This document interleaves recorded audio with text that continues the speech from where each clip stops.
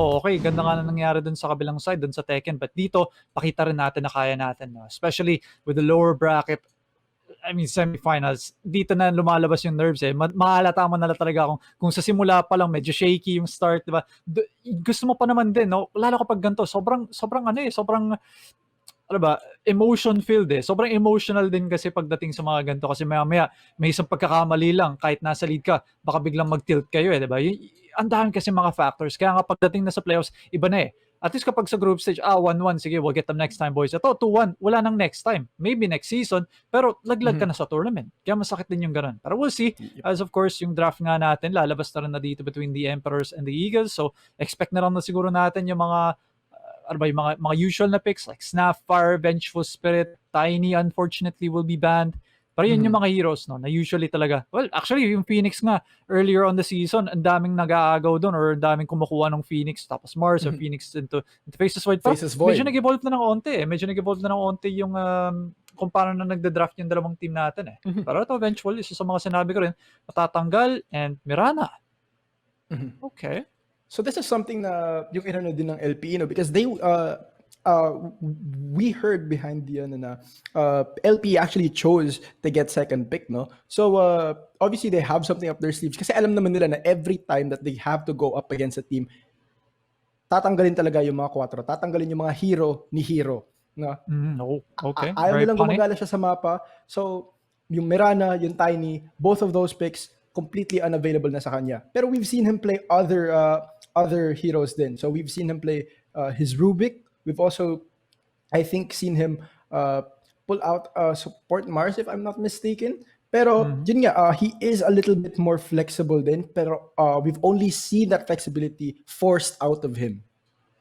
Gusto ko lang pala i-point out na of course pagdating naman sa draft, minsan magda-draft ka pa rin ng mga heroes na kung saan ka komportable, diba? Na actually Mirana, 3 times na pick na dito ng Happy Feet Emperors and 3 times na nanalo na sila with that pick. So maybe just going back to, may mga reliable pa rin talaga na mga picks for them. Pero for now, I think yung Undying, so far, puro bans lang yung nakikita ko dito na ginawa nila. So first time pa rin nata nila na mag-pick ng Undying for them. So interesting sa bagay kung paano na nga rin kasi medyo nag-shape na no yung meta natin. Dito na kasi bumabalik yung mga Undying na support, mga ganker pa rin ng Mirana, doon pa rin pupunta. Pero Faces Void, kapag i-pick mo nga, ikaw dapat yung second pick and now you can protect. No? Lalo, maganda yung nangyari dito kasi tinanggal na yung isa sa mga counter din sa Faces Void, which is yung Vengeful. So wala na rin ng ganong factor if ever na magagawa dito ng Emperors. We'll see kung ano naman yung ibaban dito ng Eagles in retrospect, no? Kung makita mo nga yung Faces Void, ano ba yung mga usually na tinatanggal mo? I mean, magtatanggal ka of course ng or you take out the Oracle, you take out yung Snapfire, very good with the Faces Void. Also, you also kind of have to consider then, let's see. Well, Phoenix is still in the pool, pero I don't think there's any place for him in either draft already. Ayun, yung Beastmaster actually, the Beastmaster ban from Eagles. Yeah, actually sasabihin ko pa lang, diba? Ito yung isa sa mga counter talaga na ginagawa ng mga tao kapag may makikita sa ng Faces Void sa kabila. Laro tayo ng mabilis, guys. Pick natin yung Beastmaster, pick tayo ng mga heroes na kaya mag-push, diba? Yung mga heroes na kayang mag-take na kagad ng mga towers. Matanggal mo kasi yung yung factor na may jungle na pwede mapag-farman dito yung Faces Void, map control, ma-establish mo, mas mahirapan na siya. Of course, alam naman nating lahat na Faces Void, kailangan pa niya ng items bago talaga mag-online. Although, meron naman yung mga ibang teams na nag-a-adjust. Diba dati kasi, Matic, Midas, diba, Battle Fury pa nga minsan, or Maelstrom. Kasi nag-evolve na Mask of Madness, minsan nga, MKB kaagad, kundi man BKB para lang makapag-teamfight din na kasama. Kaso, yung kapag ganun naman na style, ang gagawin mo, kailangan yung mga kakampi mo, may pambawi din sa damage. So, yung mga tipong Snapfire, diba yun yung mga heroes na sinabi mo rin, na maganda talaga pag pinagsama mo din with the Faces Void or like a Phoenix, para at least mabawi man lang din, no, na may damage sa loob ng Chronosphere natin. Yep. Pero ngayon, I think the weird thing about the Void pick now is that parang wala na masyadong priority onto the other heroes that they have. Grimstroke Void is not something na lagi mo nakikita There's no real synergy in this lane. Kasi lagi natin nakikita naman Grimstroke as a 5, no? Bira lang naman siyang ginagawang 4 kasi nga medyo mahirap gumala as a Grimstroke. So, I think this lane with Void Grimstroke, it has the potential to kind of kill, pero now the Emperors can sort of draft against that, and kind of have or force this Grimstroke to kind of just play weird. Just focus on getting pulls, focus on getting his stacks, and then that leaves Void to basically his own devices, if ever. Yeah, nakadepende rin sa 4 no, kung paano nga siya maglalaro. And lalo, nakita na natin yung Mirana, maybe not the best na matchup para sa isang Grimstroke kasi nga kung paano mga malalakton yung Mirana syempre sana sa Inkswell kaso biglang pwedeng mag-leap. Sa totoo lang medyo ayaw mo rin kumuha na medyo maaga masyado na yung silence niya, 'di ba? So we'll see kung paano nga lalaroin. Most likely magiging ganun nga din, no, yung kung makakuha sila ng offlaner na maganda 1v1 versus sa Faces Void, like maybe Venomancer, Underlord, yung mga ganung picks para lang pwedeng gumo ng 1v1 habang nagbabakbakan ngayon dalawang support. Pwede. Pero I think it's still too early in the draft to really tell what either teams are going to go for, Nick, no? Kasi like let's just say sa Faces Void pick na to, yes, we do most frequently nakikita natin may mga Snapfire picks na kino-combo, may mga Invoker, pero yung Invoker nga already got taken out and we know na may Invoker player din talaga si Eagles, yung mid laner nila. So they decide, or Happy Feet Emperors decide to take it out. Pero now parang they don't want that much priority onto yung mga Chronosphere combo. So while it's nice to have, it's not really the best thing or yung focus ng draft na to. Yung threat of the Chronosphere is something that's I think they want to focus more on at this point rather than the Chronosphere itself. Yeah, definitely. Kaya nga tinatanggal yung mga pwedeng mag-follow up na damage, di ba? Lalo kung meron pang Grimstroke sa kabila, ayaw mo pa rin na pwedeng mag-double Laguna yung ganyan, no? So, I guess na medyo gets ko rin naman yung mga ibang bandon dito. But Snapfire, unsurprisingly, no? Ilang beses na rin na natin nakita yung Snapfire, lalo kapag si Hero pa yung naglalaro, diba? On a support na Snapfire, nakakapag MVP pa, no? Ganun ka okay yung Snapfire pick dito. Not to mention the fact na pwede pa siyang ma-flex na pwede siya mag-offlane, pwede siya mag-support, pwede rin siya mag-mid in recent times dahil nga sa Agrim's change sa kanya, diba? Yun yung medyo tinatry out na ng mga players lalo sa mid lane. Pero Tidehunter, sa bagay, ito na yung sinasabi rin natin, isang hero na kayang tumayo, mag 1v1 versus sa isang Faces Void. And again, kung kaya nga ma-isolate na Mirana, no, kung 4 nga yung Mirana versus dun sa 5 na Grimstroke, mas okay talaga, no.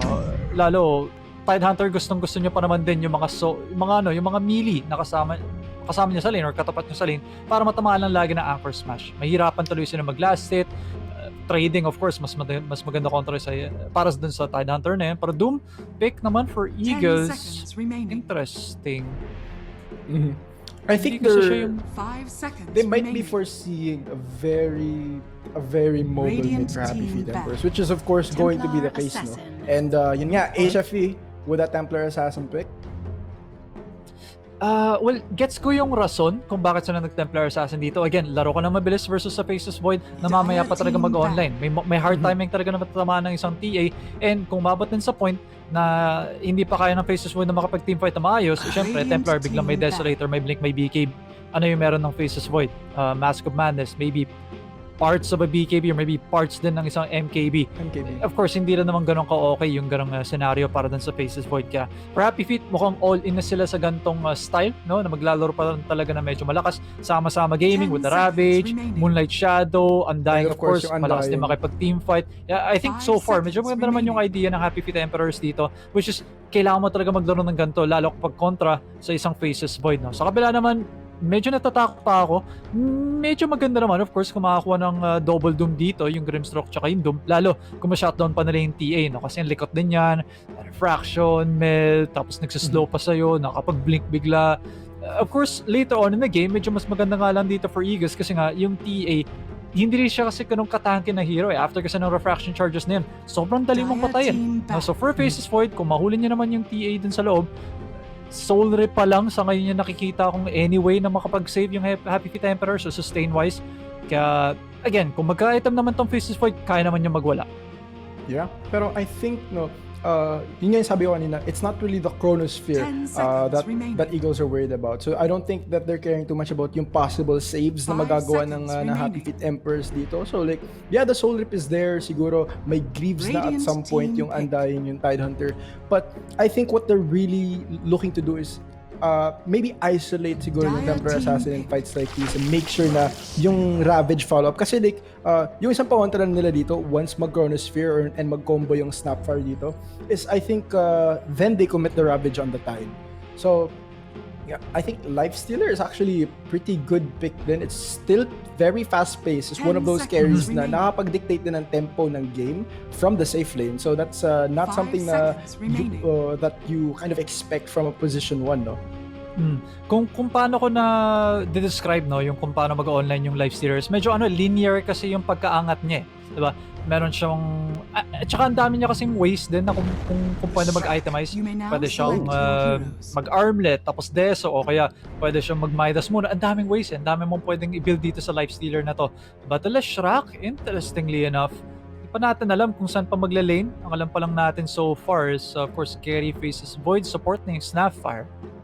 Kaya baka nagde-decide pa sila kung sino yung mid nila, pero offline doon, it'll be a mid.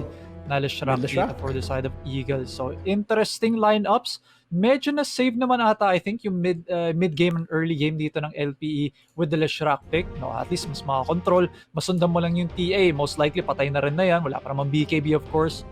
For the Lifestealer, maybe not the best. I mean, may Doom ka naman din dito. May Bash din naman with the Faceless Void, Soulbind, Chronosphere. So, on paper, sasabihin nyo, bakit ka na nagpick sila ng TA, nagpick sila ng Lifestealer kontra sa isang Faceless Void? Ang dali na lang mapatay sa isang Chronosphere. Yung idea kasi dito ng Happy Feet Emperor is maglaro na maganda yung start ng laning, i-carry over na lang yung transitioning into a mid-game na pwede mag-go kaagad. Maglaro ng pressure type, aggressive Dota kontra dito sa Faceless Void na mamaya pa mag-online for the side of LPE. So kung successful na magawa naman yun ng HFE, I will give them the win. Pero kung dito naman sa side ng LPE, ma-defend naman nila ng mga towers na maayos, or straight off the bat, laning stage pa lang, magkaroon na sila ng magandang lamang, medyo kakabahan na yung HFE kasi yun na yung forte ng team, diba? Doon sila malakas mid-game. Doon dapat sila naka-iikot or naka-center yung laro nila dun sa aggression na kaya na ma-output.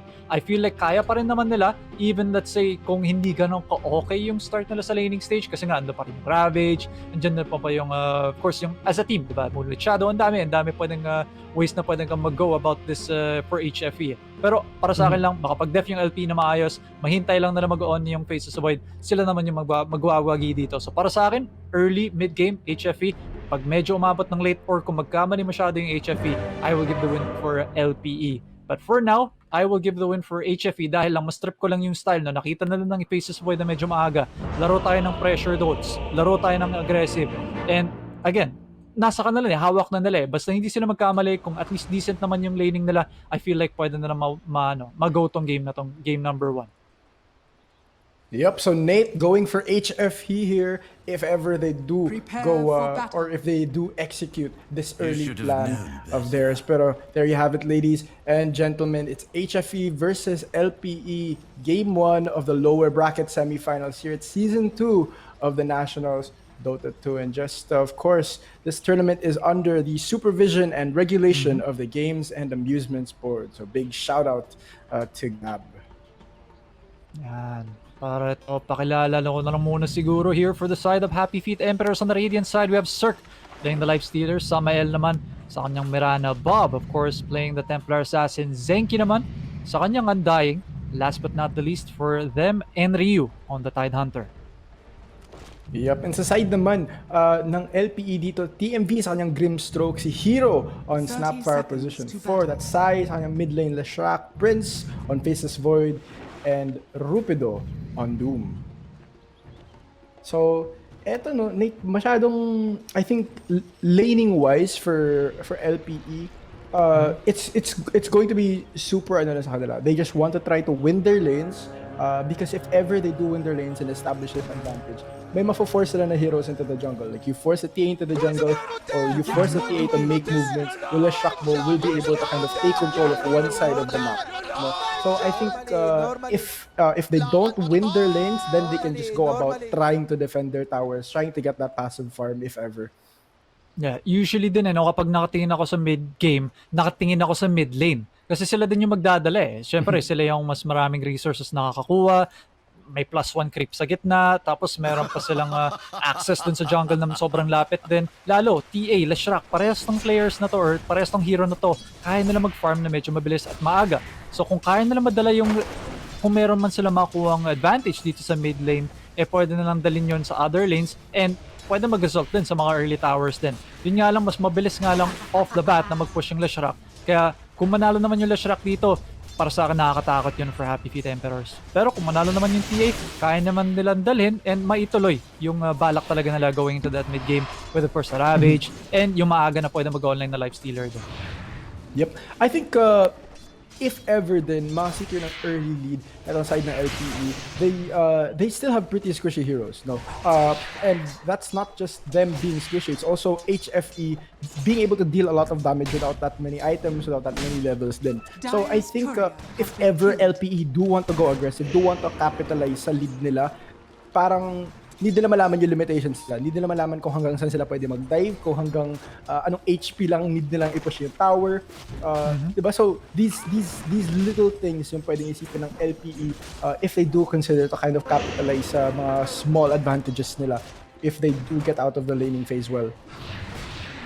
Oh, yeah, definitely. Kaya ano din, para sa akin, sobrang importante itong laning stage na to. And so far, ang leading, it's, so far actually, yung tatlong heroes dito sa side ng Happy Feet Emperors yung nagli-lead so far in terms of last hits and denies. Kaya maganda yung start so far ng Happy Feet Emperors and kailangan nila kasi nga doon nakaikot yung draft nila na gumana dapat yung early nila.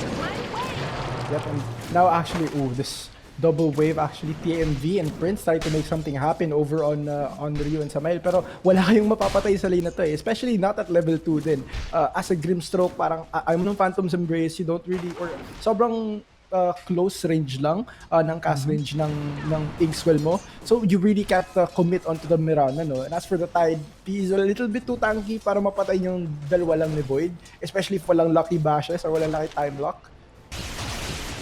Yun din pa. Diba? Kaya, well, importante din yung Faces Void naman dito sa side ng LPE. Kung mag-online na or kung makakuha naman, yun lang, Cupido, namatay nga na sa may bottom lane. This is a dual strength lane kasi sila. Snapper plus a Doom up against Zenki on his Undying. So Decay Soul Rip lang and nasa zone sila.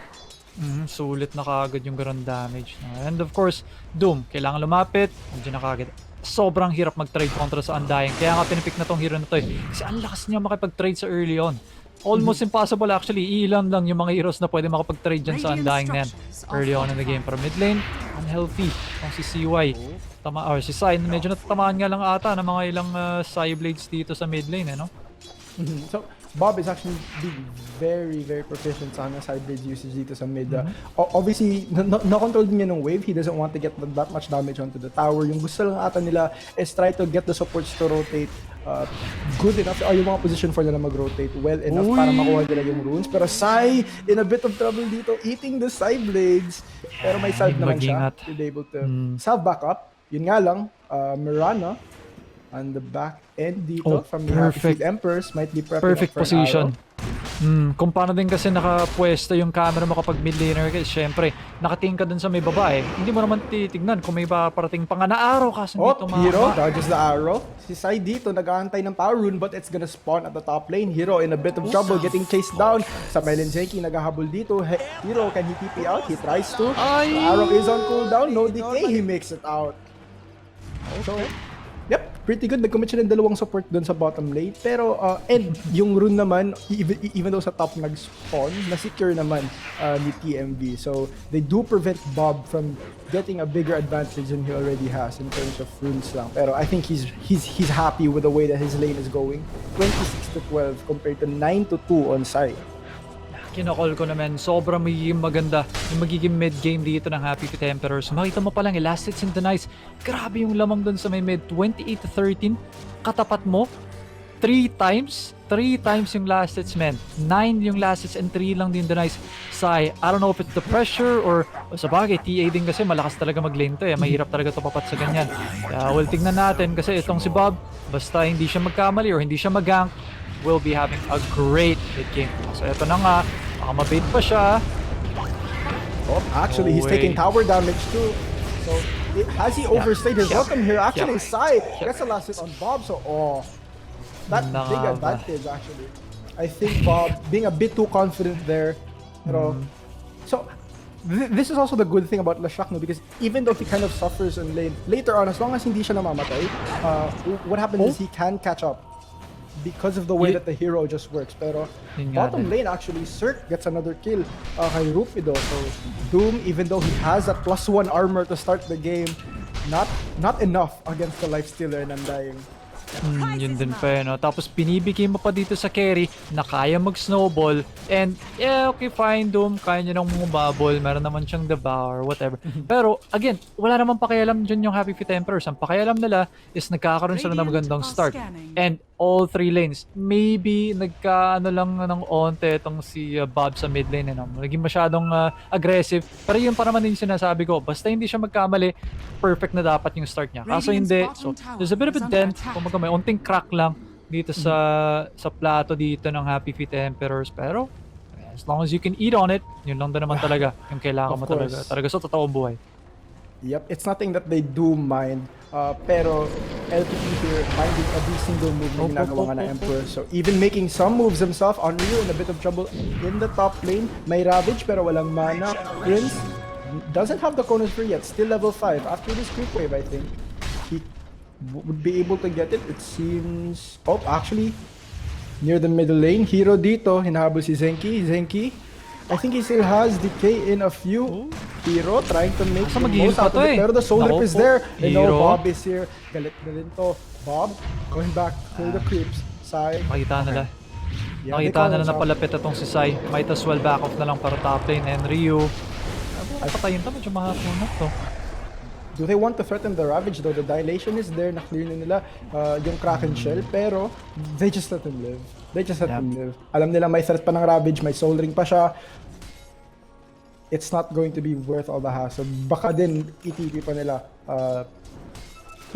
yung support, so maybe the Templar Assassin with TP, and that's an early tower there. It's not too far from it's not too far from that happening, no. Pero Bob now getting a little bit pressure dito sa lane.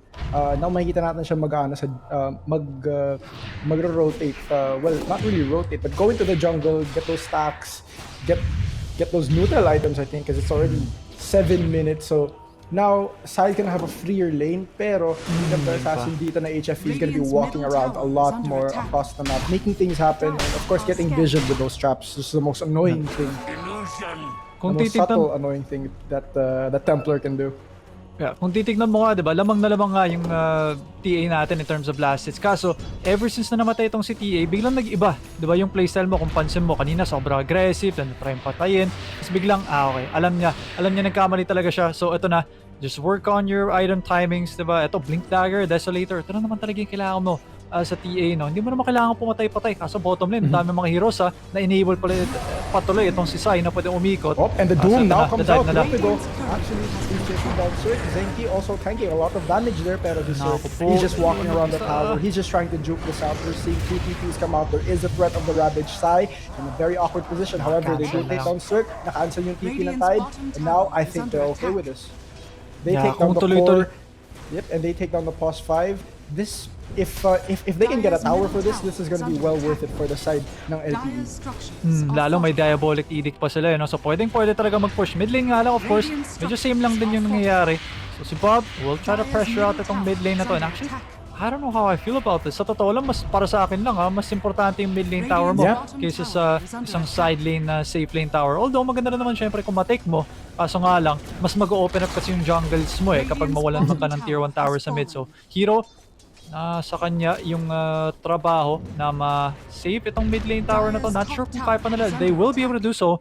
I-keep nga lang itong si Rupido and they will be able to keep it. Top lane nga lang. Baka ito na lang yung magiging trade, no? And yeah, I think top lane is gonna be the trade. Kasi like yung Void has been forced out of the lane. Hindi niya kaya sa Unreal yung Cirque dito. So he has to go back to the jungle. He has to retreat there. Pero they keep their mid lane tower alive. So while it's since buhay yung mid tower, it's less easier to give up objectives like Roshan, like your jungle. So parang they're gonna be pretty happy with just giving up the top tower instead of the mid. Kasi this allows them to also kind of keep up the pressure dito sa mid lane, and if ever threaten rune control, threaten Roshan, even kind of threaten smokes if ever. But now TMZ. Konting Eto haras na. lang kay Zenki dito. Nahuli nila na may Moonlight Shadow nga, pero Sai gets up. Go ba sila Tombstone, dito? a few traps. Sai Kapag may gets slowed Ravage. a lot. May Ravage. The threat of the Ravage is there. Sai not doing a lot of damage here, and he does take a lot Line. himself. Uy. Drops down eventually. TMB dito sa likod. TMB? Sir, hitting them down. TMB gonna go up with one charges, pero does go down in the very end. Andreu still has that Ravage. Can still choose to use it, pero I don't think the rest of LPE want to commit on this anymore. 5-3, 10 minutes in, and medyo wala pa tayong, or hindi pa natin nakikita yung Chronosphere, hindi pa natin nakikita yung Ravage, so these two teamfight ultimates still yet to be used. 10 minutes into the game, Rupido getting chased down here. Andreu still very threatening, walking around with half mana and the Ravage. Soaring din naman. Kailangan mo na mag-ingat ha. Oo, yun na nga. Doom, binato.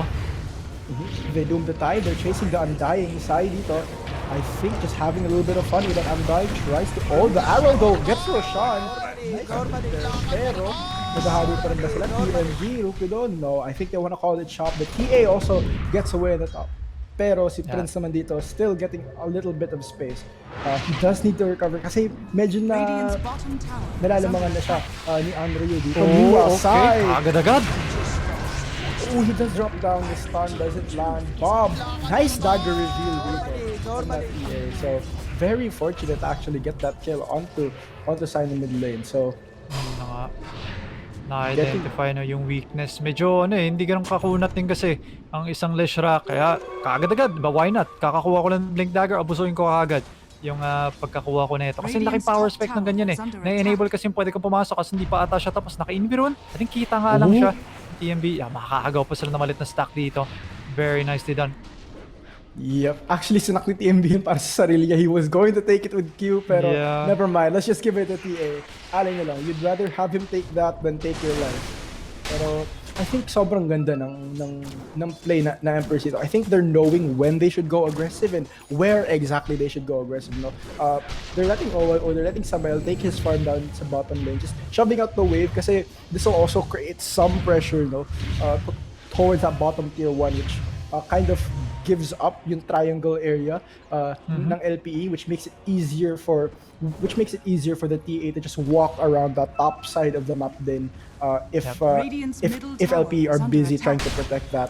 So I think yung item pickup din dito ng Tide, he's going for the Vlads, going to be very good. It helps the Lifestealer with that extra bit of damage. Kasi yung problema with Lifestealer now or the recent patches has been he doesn't really do enough damage. He's fast. He doesn't have trouble. He doesn't have a lot of trouble sa kiting. Like he doesn't get kited very easily. But he sometimes hits like a wet noodle, no? Parang walang laman yung mga tira niya if ever humahampa siya. So I think this that little bit of damage boost and of course yung minus armor from that gush helps him out like really well. So very nice itemization here by Andreu by choosing to go for the Vlads. Also helps the TA out, sustaining herself a lot more. Pero may Doom na ulit dito si Rupido. Baka pwede nga ulit gumutin dito, Doom. So for now actually pinaka-highest net worth sa side ng LPE, the Shrek. Unfortunately hindi niya nadala yung pagka-okay na start niya after na napatay na rin TA. Pero Moonlight Shadow baka gugo sila dito man, no? Oh yeah, kasi may Ravage pa din and Rupido takes the Illusion Rune. Okay, so they're trying to go sa range na sentry para makita nila kasi I think na-feel talaga nila na nag-Moonlight Shadow din. So they wanna stay near their void, protect him, pero may threat sila ng Doom. They have the Chronosphere as well, kaso hindi pa nila ginagamit. Like we haven't seen the Chronosphere yet and of course that Ravage has just been threatening the entire game so far.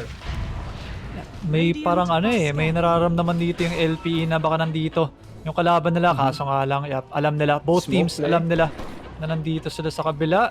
Lifestealer. Meanwhile, baka maano to baka madumpa bigla to. Diba? Ayaw na lang i-risk. Sa bagay yung turnaround din kasi na posible with Ravage, medyo mahirap din katapat. So yun na nga, Blink. Wait mo, nakadidi pa ata itong si TA, but for now nakadidi. So, medyo scary.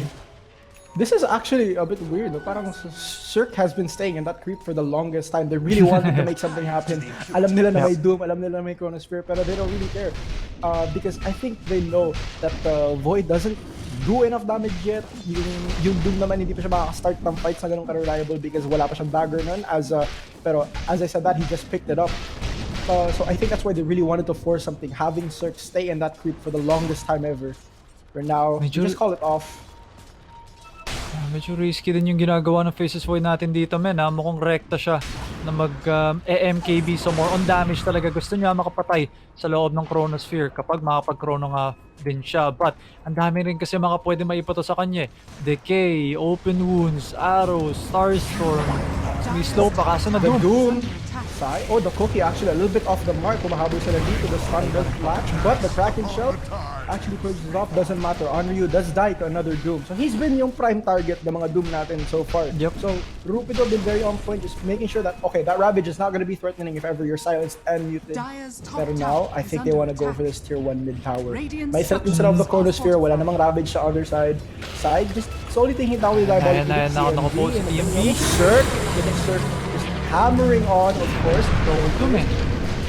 The leash there from the Grimstroke. Nice double. Oh, side takes a little bit of damage. Samael walking in. The Tombstone is there on the high ground. Is it going to do enough? No, actually it gets taken down. Cirque does survive through it all. Samael is sleeping away. TMV actually still survives to the very end, but he's very, very low. Snapfire goes on first, so Hero trying to run away. Actually, the Ravage is now back up. The Tide is back up with that Ravage available. Pero LPE, they're just going to walk away from this. Yeah. Sasabihin ko pala nga lang din sa na oy, may opening dito yung LPE, patay yung Tide Hunter. So nga lang, for P50 Emperors, sila din may opening kasi gamit na yung Doom, nagamit na rin na yung Chronosphere. Ngayon, meron silang Ravage. Kaya baka pwede silang umikot dito or maybe even force yung Roshan, isa pang objective. Na hindi, okay, fine, hindi nga naman siya tower, but at least makakapag-enable din, baka may panalo po nga yung next fight. I think bibigay pa ata na lang Aegis kay Bob. Yep, there we go. Yep. Siya pa rin kasi talaga yung carry sa ngayon, no? Kasi mas grabe yung acceleration nito in terms of farming itong si Bob. And I think tier 1 tower, tier 2 tower top, why not? Meron pa kayong Ravage. And they can force a glyph, and right after the glyph, they can keep staying. Kasi yun nga, may Ravage pa sila. At that time, they're still gonna have the Tombstone. And of course, Bob does so much damage to towers. May Desolator siya eh. So wearing down that armor, and of course, Unryu and Cirque are also dealing quite a bit of physical damage on their own. Medyo mawawala tong tower. Even without the creep wave here yet, it's not gonna matter. The tier 2 goes down, 17 minutes in. Pero LPE, they look to trade the mid lane for it. The bottom naman, pina-force din yung Leshrac. Yep, pina-force nila yung bot actually, pero I don't think they're gonna get much out of it. Nag-TP na dito, Dota Assassin, Bob. Going to fend off Tai here, pero does get used up. They do trade the tier 2, pero Bob dito, hinahabol si Sai. Can they actually do anything about it? May Aegis pa din yan. I don't think they want to commit to a fight here.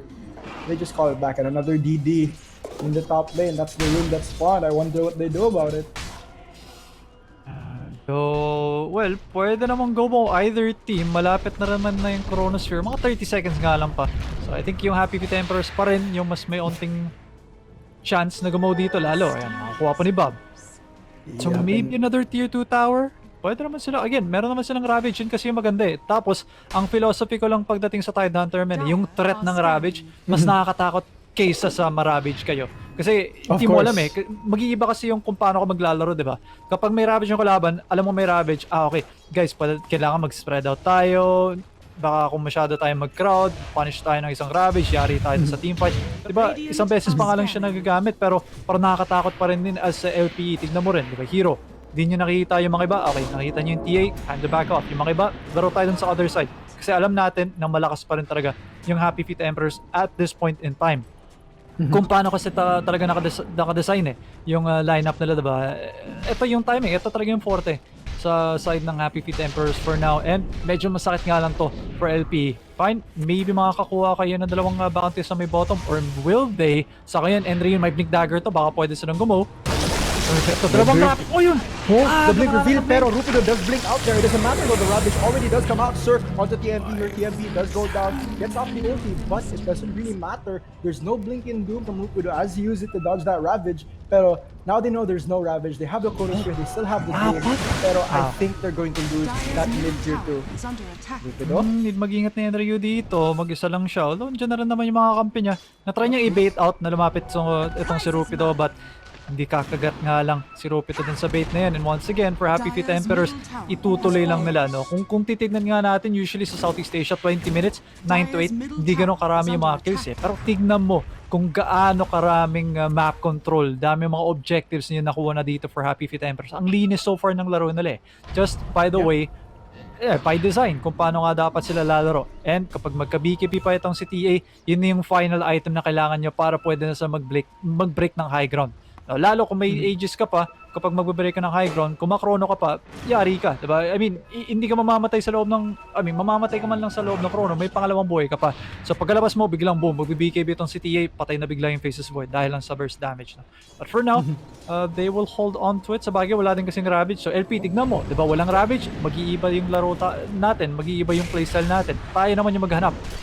Mahanap nga lang nila si Zenki. But it's Zenki. Actually, I don't know if that was a good play to break your smoke for that as Void, no? Kasi may Chronosphere ka pa eh.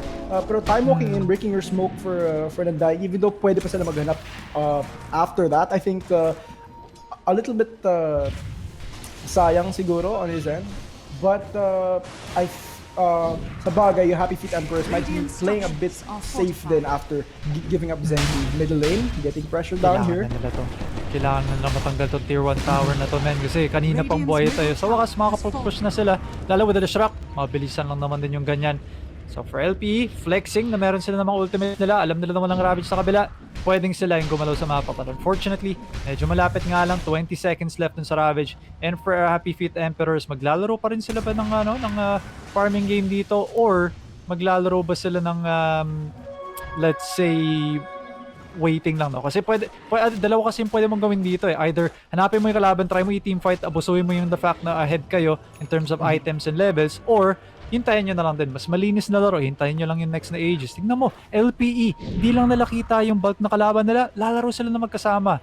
Ito rin yung way eh, talaga kung paano kayo maglalaro. Kasi kung hindi, mapipick off at mapipick off lang din naman kayo. Lakas ng pick off dito sa side ng side ng Happy Feet Emperors. Magblinkin lang itong si Bob. Feeling ko patay na kagad yung isa sa mga heroes dito sa side ng LPE. Ganun kasakit yung damage siya talaga sa ngayon. Yep, and those jungle entrances, kung makikita mo, there's so many traps na nakalagay dun just to provide some supplementary vision para sa side ng Happy Feet Emperors. They know who's coming in and out, and as of right now, they're coming in. Gonna be out of smoke as they catch the MV. It's not the best target, but it is a target, and it goes down. They do break all of their smokes here, pero it kind of reveals the positioning of LPE at this point. Cirque is just free to push in the middle lane, and in fact, they can try to take care of that top side. They know that the LPE threat is gonna come from that bottom side. Yeah, I'm sure yung Happy Feet Emperors dito gusto sana na mag-push ng bottom eh, no? Pero sa totoo lang, kung gaano kayo kalakas sa ngayon, pwede kayo mag-pressure lang ng mid eh. Kasi kung gusto mo naman i-force yung kalaban mo na nag-TP, why not? Push lang ng mid. Pero sa ngayon kasi may nagpo-push na creeps, wala nagpapakita, so alam na lang may tao pa rin dyan. Scan. Di nga na matatamaan ata ng araw dito yung Leshrac. We'll see kung makapag-set up na maayos dito. Hindi ko rin alam kung alam ng LPE. I'm sure nakita rin nila. Ayan, muli siya dating nakita na nila to. Alam na. Kaso nakapag-blink out, Rupido. Oh, Rupido, very fast with that blink out, but he might have to pay with his life. Nako po. Goes out, oh, yun na nga. Ganda ng So the Ravage actually goes out onto Prince, and he's the first one to go. There's no golden spear available. It's not how he does drop down. Triple kill for Bob as Hero is getting chased down by Cirque on you. Trying to go a little bit more forward. Bob with the no triple. Alam mo na kung ano yung susunod dito. Give him the rampage as the duels. He's gonna go down in the rampage. Gets secured by Bob, and now they can threaten high ground. There is the glyph available for LPE, but with 5 down, of course, you know, the respawn timers are pretty short. You have to kind of expend your glyph. I think you might just be able to take a lane of Rax here if you're Happy Feet Emperors. Titignan nga natin eh, no? Ang ganda ng pag-success ng Ravage dito. Nakita niya ata bigla eh. Okay, may Facebook dito, patayin natin kagad. Dito nakapagbato ng Doom. So, 2 of your force. Yung dalawang sobrang importante sa team fight mo, mamamatay kagad. And makita mo rin, back lang ng backline dito. Side ng LPE, and no choice at this point, no? Rampage nga na talaga. Kung gaano kaganda yung start nito ni Bob. Okay, namatay siya lang isang beses, whatever. Nakita mo pa rin, di ba? Ito yung sinasabi ko na kung gaano kalakas yung mid-game ng Happy Feet Emperors. Medyo madali talaga mabasa kasi nga, yung mga heroes nila, di ba? Ravage, ang gandang pang mid-game. TA, may malakas talaga ng mid-game time na matatamaan. Undying doing undying things. Mirana, basta may matamaan lang na ng arrow. eto nga si Sir, technically hindi pa nga nagpapakita na maganda sa mga teamfights natin. Tignan mo nga diba? 2, 1, and 6. Ang talagang may major na work na ginagawa dito. Kumbaga parang 4v5 nga yung datingan dito ng mga teamfights But for Sir, sabagay, ito rin naman yung insurance no, sa side ng Emperors. And might as well, I think, hintayin na lang din ng Emperors yung Roshan. And then after nun, I feel like it might just be yung game pagkatapos nun. But we'll see. May Aghanim's na rin naman na itong si Hero on the Snapfire. So, may way naman at makita rin natin, nakasmoke up sila. May way na naman sila makabawi. Tignan natin, no? Lalo, wala pang Ravage sa kabila. Yep, and hindi pa nila nagamit yung mga big fight ultimates sila. Oh, the low ground. That's a very bad place to actually break your smoke. And now... Hindi nila kita yung Tombstone! Actually, it's TFE. He does get doomed, but pops the DKB beforehand, and now Hero gonna go down to Onryu and Samael in the backlines up to the north of the fight. The Doom is still up on TA. The BKB does get wasted, but Roche is now up, and there's a DD in the top lane as well. Of course. Sobrang suwerte ni Bob with those DDs. Yeah, papasok lang din kagad. Siyempre, alam nilang wala namang Roche. I mean, walang dalawang support, wala pa yung Doom. So, ang ganda sana ng rotation doon ng LPE, kaso parang hindi sila on the same page Diba? Yung dalawang support gumagawa ng play dito. Asan yung mga corner? Diba? San kayo gagawa ng play? Pero ito na, Aegis and Cheese. I think for Emperors, just go down one lane. Pwede nga rin mid kagad. Sobrang kagad. ganda ng neutral item dito ni Bob Nate. Ipansin mo may Imp Claw siya. So that free crit actually has been making the difference for Bob here. So he's already very ahead and he's dealing so much damage with the crit and with these parang constant DDs that he's been getting. May meld hit ka na nga, may Implo crit ka pa. Tingnan mo pa naman din, punit. Grabe si Bob dito. Just shredding LPE like paper. Dalawang racks kagad to. Walang magagawa dito yung LPE kasi wala naman silang Doom Kahit sabihin natin mag-chrono man yan. Tingnan mo pa naman din kung saan nakapwesto. Alam kasi ng LPE sa ngayon na bawal talaga silang gumawa. Kasi kung magta-try man sila, masasayang lang din. Baka nga, kaagad-agad, baka GG na yan. But we'll see. Baka ibigay na lang din talaga nila to kasi no choice but okay, let's wrap. Patry na naman yung kumuha ng trade. Mahirap kasi ang bilis talaga pumosh. Lalo TA. Tingnan mo ba naman din, punit na punit yung rocks dito sa top side ng LPE. May magtitipiin nga lang. The Mirana. Nangyari din sa may bottom pero wala. Hindi pa mawawalan ng rocks. Kaso ito na, baka may opening. There's no Doom though. Oh, the Ravage! Beautiful Ravage! There's no chrono yet again. The buyback is in there from Boyd. It's 50 seconds now without it. Sila na naman. But what can he do? Hero gets taken down as well. Bob gets used. That nice goes back to the ground. Gets his BKB offside. He's in a lot of trouble. Onryu chasing forward. Bob gets the no no scepter. Oh, that gun! Same story. For some reason here in the GG. Comes out from TMV. LPE top out game 1 of their elimination match against HFE. Solid, clean play coming out from HFE here. Grabe. Malinis yung laro nila ngayon. I mean, I'm not gonna say, but you know, I mean, I sort of told you so. Ganun talaga, di ba? Side talaga ng Emperors. Itong oras talaga nila. Kumbaga, ito talaga yung kung saan sila magpipick. Ito yung online nila Kumbaga online na lahat ng mga heroes nila. And wala, inabuso talaga nila. And in fact, we're gonna head right into the draft for Game 2 of HFE versus LPE. So this time, Eagles are going to be on the Radiant side. We're gonna see the Emperors on the Dire. Same band so far, Tiny, Bloodseeker, sa kabila naman, Batrider, kung same na same, Vengeful yung tatanggalin nila. See, mababait nga pa ulit yung, okay. So, Vengeful, tatanggalin nga nila, Happy Feet Emperors. Nasa kanila na to, no? Ganun nga ba rin ulit pa yung gagawin nila, or may gagawin pa silang iba? I wouldn't blame them kung parehas yung gagawin nila. Why fix something that's not broken? Right? Pero Nate, I do have to bring up, we talked about this during the break, no? Happy Feet Emperors, throughout the group stages, nakikita natin sila, they've been pulling out these really weird, cheesy strats. And we pointed out a bit of reasons for that. For now, we actually saw them play something clean, like play a classic strat. They had almost near perfect execution, no? Sobrang linis ng laro nila. So, I think Happy Feet Emperors are actually just going to stick to doing these classic, these simple, these, as you said, basic drafts, pero with just perfect or near perfect execution. 5 seconds Yun nga din diba? At of course, makita rin natin, Happy Feet Emperors, they want to secure their lanes again. Undying, kukunin naman nila. May not be same as, of course, Mirana, pero Eagles switching it up a little bit. Lina first pick. Again, I guess isang hero din, at least pwede mo ring i-flex, diba? Hanggang sa dulo ng draft, kung mapapaduda mo naman yung kalaban na kung 4 nga ba to or mid, we'll see. 10 We'll see. seconds But remaining. yeah, for Emperors, ano kaya? Andyan na naman yung mga 5 types like seconds Mirana remaining. kung gusto ulit nila. Rubik maybe Mirana. even. They'll take the Mirana. Why not? Why fix something that's not broken? Yep. Well, maybe in this case broken para sa kanila. in this sense, it's basically just the same draft. It's just the same support duo. It's just walking around the map, trying to secure the same 10 objectives. It's seconds Undying winning remaining. his lane, Mirana winning every lane that can't win itself. And then 5 sa side naman ng seconds Eagles, remaining. they're just really trying to respond. They're the ones who have to fix something. They can't stay and play the same game they were playing last game. Otherwise, they risk getting eliminated. So I think the Eagles, they really do have to switch it up. The Lina, I think that's going to be Hero 0, so that's going to be on the 4. And very early Spectre pick once again, or very early position 1 pick once again from the Eagles. And now they're going to have to really reassign their priorities here coming into the next few picks that they're going to make. So medyo similar in a way, no? 10 Yung Spectre tsaka seconds Faces remaining. Void, medyo mamaya pa naman talaga mag-online. Pero, ito lang yung malaking pero 5 for seconds Faces remaining. Void, medyo siya din kasi minsan yung magiging initiator. Yung Spectre kasi, just go with the flow. Kung magti-team fight yung team mo, hunt in. Kung hindi, sige, nandito ako sa other side ng mapa. Basta sabihin nyo lang kung kailangan nyo na ako. Papasok lang din ako. So for Spectre, I guess, it's a bit more free-flowing. Hindi siya yung mas...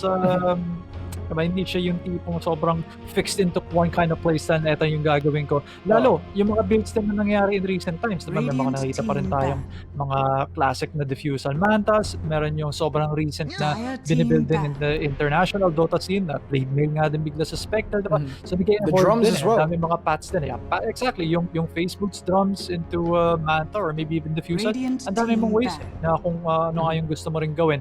Pero we'll see for Happy Feet Emperors naman, no, nasa kanila na to. Kung mabasa nga nila yung laro na maayos. Pero I think for Eagles, tama lang din yung Timber Soban. Take the Viper out. Just please, take out the Viper.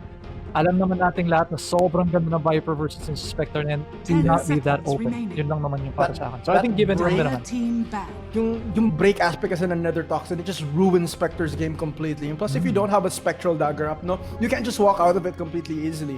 And in fact, if you get shut down or if you get like locked down, standing in that Nether Toxin just makes you the softest position whenever. Okay, well, Beastmaster pa rin for now. So, respeto din naman seconds nila, of remaining. course, yung kakayanan ng Emperors na maglaro na medyo mabilis, makapag-take 5 kagad ng mga towers. Of course, remaining. for any carry noon, ayaw mo rin naman talaga na mawalan kagad ng, ng map control yung team mo. So, might as well just remove that. Pero, pansinin mo lang din, men, ng Radiant mga potential team lahat ng mga offlanes yung tinatanggal din dito ng Eagles. Timbers, potential Vengeful na offlane, potential Batrider na offlane. Beastmaster din tinanggal pa nila. Pero Emperor, surprisingly enough, tatanggalin nila Zeus. So, ayaw Yeah. nila yung global aspect ng lineup maybe ng Eagles. Sabagay. 10 seconds. No, I mean, ayun naman it talaga works eh. very well against yung Mirana din. Moonlight Shadow, 5 it just seconds gets nullified with a cast of the God's Wrath. So I don't think they want to deal with that every time that they cast MLS. Sa side naman ng Happy Feet Emperors, Nate, do you think Faces Void is still a good pickup on them? It comes earlier on. It comes online earlier than the Spectre. Plus, of course, it has a definite combo with Undying Mirana din. Although not as potent as Snapfire or any other big damage nuke or big nuke hero, Undying Mirana still pose a threat pag nag-Chronosphere yung Void. So you think it's still a good pickup here for the Emperors? Okay lang, pero kakapain ko pa rin sa totoo lang eh. I feel like reserve pa rin nata nila yung carry pick nila for the 4th pick para lang mas may idea sila kung ano man yung ipipick dito ng Eagles. But I think so far, it's not too bad. Right. I think potential Silver Edge carrier din naman, no? Yung Faces Void. But I have a feeling na yung Happy Feet Emperors, wala silang takot na mag-pick ng Doom ata for their next pick. I mean, again, why not? Lalo, mayroon pang possibility na mag-against pa yung Doom. Makapag-break din kontra sa Spectre. But I think that should be a no-brainer na iban mo lang din yung Viper dito. Not unless may balak yung Eagles na sila yung mag-pick ng Viper para lang hindi makuha ng Emperors yan. I mean, it is going to be siguro a bit difficult if the Eagles decide to run Viper then because they're gonna have to make a lane work with Viper and of course, grabe yung haras nun. Pero what much can you do when the mid laner comes to gank or when they rotate over the Mirana in that lane, no? Parang they still have to kind of fit in Viper Radiant perfectly in the team draft na it pick. doesn't Dire get in the team way of anything else that they want to do. So I think Okay. Mars is a I lot think you better. The Lina Mars combo is actually pretty good. I think you just take Viper. Ang ganda ng Viper dito kontra Mars, kontra Spectre. maybe not the best dun sa mid lane yung Lina versus Viper na matchup for Viper kasi nga Lina is actually one of the few heroes na 10 medyo kaya talagang seconds mag-lane remaining. kontra sa isang Viper, but sobrang sulit eh. Di ba, ma-hold mo lang yung 5 mga seconds tao, or remaining. kahit sabihin natin yung Tombstone, sobrang tagal, matamaan mo isang tao ng arrow. Yung breaks sa Mars, yung breaks sa Spectre, game win yung ganun eh. Not unless Definitely. Eagles, tinatry nilang parang ano sila dito parang magtatry sila magpaka 200 million IQ na play na sige, mag-pick na kayo ng Viper, tapos biglang boom, meron palang play na gagawin yung Eagles, pero I think you just go Viper. Yeah, I honestly think it's still pretty staple. It's still pretty classic. Like it's not cheesing anything. Viper is far from a cheesy hero in the right drafts, and it's still pretty good. Yes, sabi mo, against the passives that these guys have, against the Mars, against the Spectre, it's game winning, it's game changing. But also very subtly, it changes the way that the Lina plays as well. Because suddenly, if you get hit by that break, you don't really rely on your Fury Soul anymore. Biglang you're just turned into that nuker who relies on 7-8 second cooldown spells. No, so it's actually pretty good, and it changes so much of how these guys play. They have to look out for that one spell. They have to build some kind of mobility. Go for faster boots. Go for force staffs. Go for glimmer capes. Radiant team Stuff like that. And Emperors, do they actually take it? And they go for the void instead. Faceless Void, okay. I mean, Eagles, again, may chance pa rin naman sila, but I feel like Viper is so good kontra dito sa Eagles. Maybe gusto lang naman nilang parang mag-secure ng Faceless Void. 10 seconds remaining. I don't know, medyo ano lang naman. Ooh, 5 I mean, seconds if it Faceless does- Void good here? If the void does get banned by the Eagles, like if they think that it did warrant a ban, there's still so many options na pwedeng gawin na Happy Feet Emperor. So many faster scaling cores. They can actually fight against the Lina and the Mars, no? So we can see people like, or we can see picks like Troll. If they want to go for something fast, we can see a pick like Orsa. I don't see it not working against the Lina Mars. Dire team pick. Yeah, we'll see, we'll see. Oh, win the Wyvern, yeah. I mean, again, Yeah. kung may chance na sana kayong kumuha ng Viper, hindi pa sana team muna back. na-counter yung Faceless Void. Lalo kasi may position 5 pick pa eh. Pero okay, just Viper ignored. Okay. Sand King Faceless Void, sabagay, ito naman, sabagay medyo gets ko rin naman, kung mag-pick naman kayo ng Faceless Void tapos pipick niyo pa yung Viper, medyo, alam mo yun, parang, Yeah. it's not really a hero that you like, nakasama ng isang Faceless Void, 10 possible pa rin seconds din naman remaining. kung gusto gawin din dito ng Emperors, kasi nga, at least meron naman silang follow-up damage, kung 5 ilalagay mo na lang sa seconds offlane to, yung Sand King.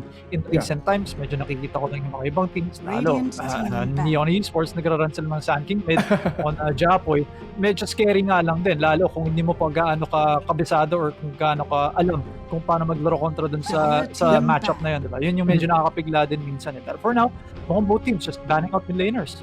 Yeah, and most definitely, I think Sand King mid is very weird to consider here, given that pwede pa nilang ilagay yung Lina. Well, for Eagles, pwede nilang ilagay yung Lina sa middle lane, and that's gonna give Sand King a very difficult time. That's true. Yeah, that's true. Yun din naman, no? We'll 10 see. seconds Ang remaining. pinaka-last pick naman overall dito is yung LPE eh. So, at least 5 meron naman din, seconds sa kanila remaining. naman na yung decision kung gusto man nila mag-lean na mid or hindi. Of course, possible pa rin naman. Possible naman na hindi. But yeah, I think for Sand King, yung factor din kasi talaga, lalo kung melee pa yung katapat niyo. Sabihin natin Mars, yung katapat ng Sand King. Sobrang goods yung sobrang goods yung Sand King na matchup para dun kay Sand King, sa totoo lang. Feeling ko lang. Kasi nga, yung kung para din kasi gumana na yung caustic final, di ba? Kung matamaan ka lang ng right click, may slow ka agad, di ba? Hindi yung dati na hintayin mo pang pumutok. So ano lang ba naman, Radiant lalo with the team harass na kaya mo pang magawa, kung kaya mo pang mag-secure ng mga creeps, may barrel strike din naman, biglang boom, 50% na ng HP ng Mars. Kaya ano lang din, well for now, Storm, baban muna dito ng Happy Feet Emperors. But I think I'm hyping up yung mid ata ng Sand King too much. I feel like mid pa rin ata yung last pick ng Emperors. Feel ko Yeah. lang. I still think 10 so too. I think seconds there's a lot of options na pwedeng gawin ng Eagles to kind of counteract what a mid Sand King could 5 do. Pero seconds I think sa remaining. Emperors Team dito, pick. actually they needed the Sand King kasi need nila na parang low commitment initiation eh. They don't want to fight every time with an MLS and Chronosphere. They want something low commitment that can also set up the arrow, no? So something like burst right into arrow to make the lanes work earlier on is going to be a lot more effective for the way that they want to play. Kasi nga, that's a 10 Spectre, seconds that's a remaining. Lina, that's a Winter Wyvern. These are heroes that you can reliably take advantage of early on as long as may 5 seconds may lockdown kayo. So if you take care of that, with the Sand King Morana, there's really no need to kind of drag things on to like 3 or 5 minutes waiting for the Viper power spikes, no? Radiant team pick. Okay. And Ember. Walang Viper this game. Okay, Ember Spirit. Sa bagay, ito rin yung sinasabi mo, no? Unting aggression na isang hero na pwede na mag-initiate din. No? Or kaya mag-follow up din sa isang talon ng Sand King, which is good. Lahat naman ng mga cores dito, and actually, including nga din yung Mirana, diba? Sabi natin may mag-blink and 10 mag-initiate. seconds Kaya na kung remaining. sumunod ng mga ibang members, which is good. Good And now they naman. have a better 5 vessel seconds carrier than the remaining. Mirana din. So it's yeah.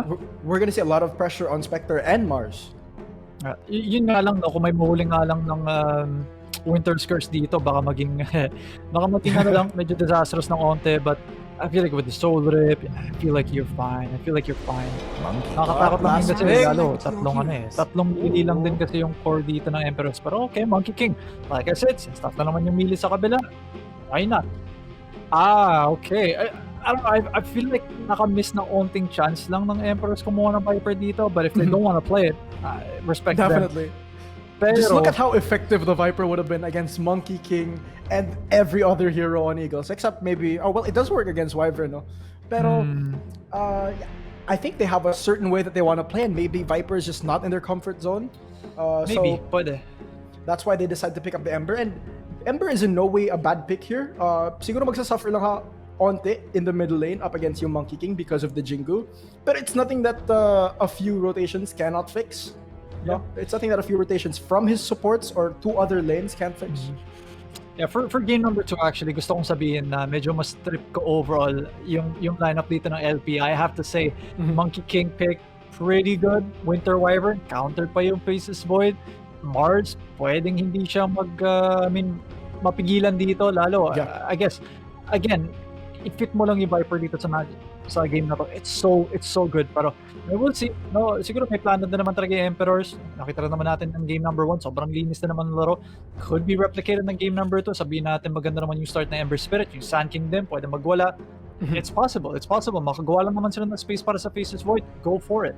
Kaso nga lang sa LPE, I feel like the heroes that they have are so good na baka sa team fight pa lang, di ba? Ang dami ng ways na pwedeng may panalo na yung team fight sa kabilang side. Lalo kung mag-late game pa tong laro na to, naku po, Spectre plus Monkey King, tapos 3 melee or 4 pa na melee yung heroes dito sa side ng Emperors, could spell disaster sa totoo lang.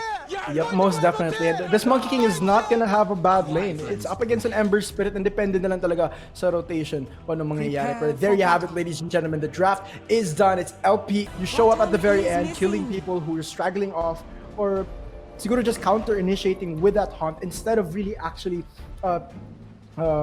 parang being at the forefront of these engagements. So something very nice that's coming out from LP is this small adjustment in terms of how their carry is playing.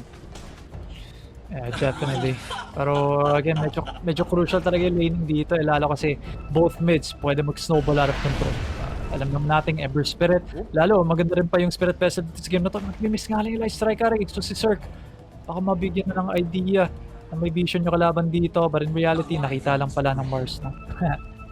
Yep. 30 seconds to battle. So they don't really ping it out. They know that it was because of the yung vision of Mars dito. Pero yun nga, I think we need to go back to the point that the vessel is actually going to be pretty good, and parang with the Ember Spirit they actually have a decent vessel carrier apart from Samael, no? Kasi yung mangyayari dito, that Ember is going to be just in the middle of every fight with that Slight, with those remnants, with that Flame Guard. So yung vessel is a lot better on him because he's very near to these fights, and at the same time he's walking around more. We're gonna see him rotate a lot. We're gonna see him create a lot of space for this Faceless Void as he does go farming.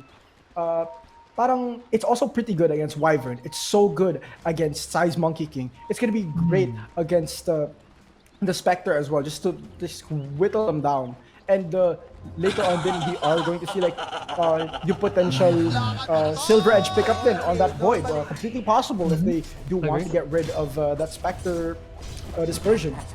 Yan, I feel sulit talaga siya this game, lalo kasi 'di ba may Mars, para matanggal yung Bulwark. Again, dodge work versus dito sa Jingo Mastery dapat ng Monkey King. So Yeah. we'll see. Ako interested na ako kung paano mag-itemize sa Monkey King. Yung mga recent na nakita rin natin, of course, with the Monkey King games like a few weeks ago. Puro agrims yung mga trap ng mga Monkey King. Yes. In this meta. So bagay ang ganda rin kasi talaga lalo couple that with the Desolator, ang sakit ng palo. Kaya niya rin mag-push out of course ng mga towers with yung lalabas ng mga monkey soldiers ka. Dami rin mga options na pwede magawa. Yeah, and it can push out lanes as well, yung Aghanims ng Monkey King. Kasi, actually, it's so weird. They don't work like illusions because they can cleave. So that's a pretty weird thing. So if you go for a Battle Fury Monkey King, which I don't think LPE is gonna go for this game, Genki actually in a bit of trouble here. Si Rupi though, does he have a Q? It's very threatening. The Mars, the Mars Lina lane is very threatening because if you get caught by a Light Strike array, it's like an instant WQ from the Mars, and that's one whole combo. Siguro 75% HP is gone, and you're stunned for so long. It's not necessarily very easy to time walk anything off pagkatapos. Kasi mabibigyan pa ng onting parang angle na maayos din yung si Rupi do if ever nga na makakuha siya magandang angle para makakuha sa puno, kaya back to the tower. Kaya yun nga lang na medyo maghihintay nga lang yung dalawa kasi parehas yung mga skill shot skills kumbaga skill din kasi yung dalawa kasi bottom lane. Ako po, first blood. TMV na out of position konti, pero yun nga nakita natin, the burrow strike, the arrow, just proving to be very effective into shutting down yung Winter Wyvern early on dito. And Prince does not get that range creep, pero just dragging back the creeps under his tower. Wala pa yung support niya dito. He has to be a little bit careful. Meanwhile, top lane, pulls going well for the side of HFE, and Cirque actually just coming in, try to secure a few of these too, I guess. Nangagaw na lang din Sabagay okay lang din, basta makakuha ka lang na mga so dalawa okay na rin And even though kahit hindi nga rin mo makuha yung last set, diba? At least nangagaw ka rin ng XP. And meanwhile, Mark, napakasarap ng buhay. Kaso mid lane, Sai onto Bob. Bob here trying to run away. 2 Jingu stacks, and he does have up. Sai already used that boundless strike, but now we're seeing the kind of pressure that a mid Monkey King can put onto a melee mid laner, no? Looking for that high five. Sarap pa yun, high five pa. So wala si Sai, medyo seryoso. Medyo seryoso yung laban sa bagay. They're one game down. There's of course. No room for fooling around. Yep. Not even for one single high five, so Bob can keep his hand to himself. Sai gonna be using that hand to last hit some more creeps. Sayang. Medyo maganda yung nangyari dito for LPE sa top lane Solid so far, laning nila. Yep. Assets in the nice, of course, in their favor din. Top, naku po. No, here we go. There we go. Very easy combination. So they don't get Cirque, but they don't really mind. I mean, like, they're taking so much regen. Kakasalve up lang niya, mind you. So, and now he's already down 400 HP yet again. And I think that's another sub on its way for Cirque. Stuck pa ata si Hero dito. And that's a big stack actually. That's already 3 stacks, I think. Makita nga ni Zenki, sisilip niya. Okay, may pala dito. Sai, get haste room, might go top lane actually. Yeah, this is an early rotation, and they might be able to take this stack as well.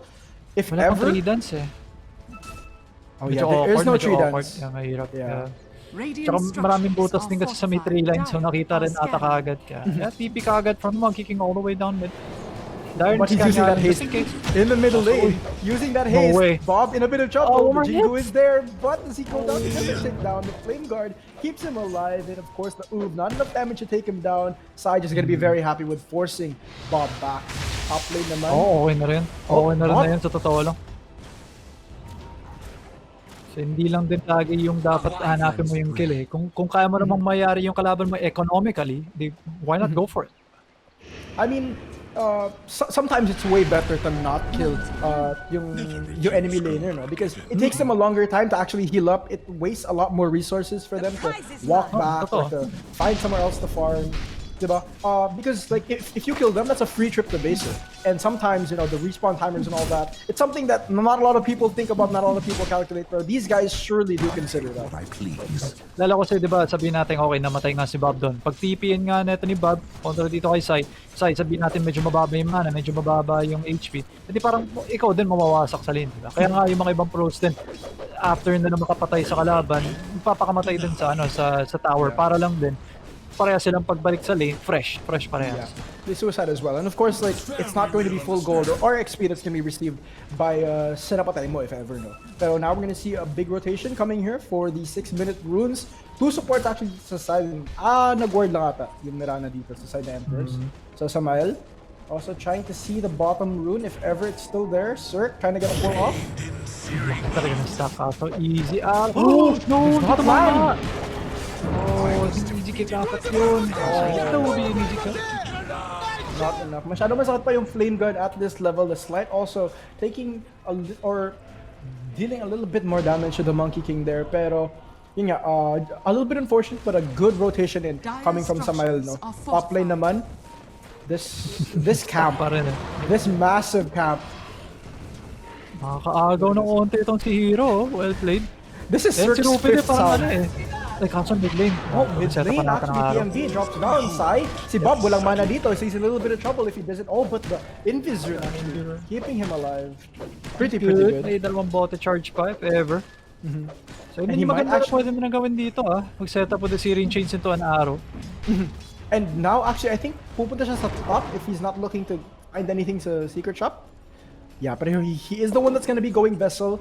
He sees the stack and I think he wants to... Oh no, there's not much of a stack left. Because Hero is here and Hero's alone. And Bob is flying into there. LSA is there. TMB tries to get the snipe, but it's not there. HFE.